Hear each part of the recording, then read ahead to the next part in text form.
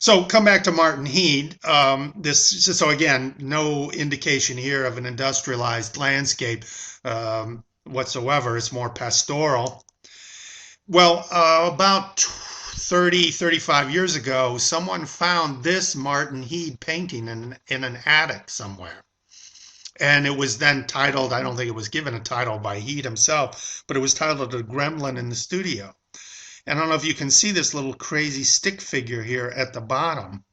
So the painting, a classic Hudson River School painting, is up on an easel, but that effort to efface any evidence of a subjective artist interpreting the natural landscape has been lost because you've got this crazy little gremlin here winking at you, and the painting is up on an easel, by the way, of sawn logs. So remember that lumbering was a crucial part of this industrial landscape.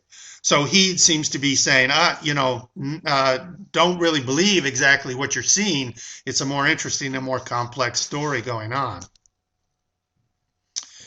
So Michael Hyman has written this interesting essay called "Production Confronts Consumption" about how Americans in this period first began to separate the benefits, the joys, the allures of industrial consumption, the modes of consumption that industrial production makes possible, to separate that, segregate that from the disagreeable aspects of industrial production, right? So here's Hyman.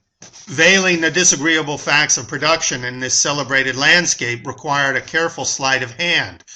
In supplying a market demand for paintings of a romantic wilderness, the Hudson River School of Painters overlooked or screened out with vegetation the burnt-over fields, stinking tanneries, polluted streams, clamorous sawmills, and other production intrusions. So then he goes on and tells this really amazing story about the Tattersall Falls, one of the big tourist attractions in the area.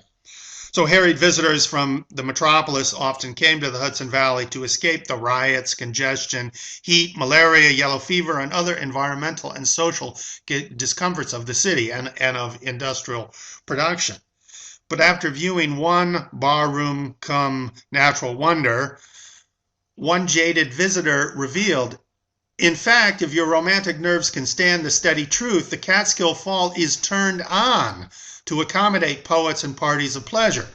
That is, after selling you a drink, the barroom proprietor literally turned on the waterfall. This is ludicrous, the visitor concluded, but most of us are really only shopkeepers, and natural spectacles are but shop windows on a grand scale.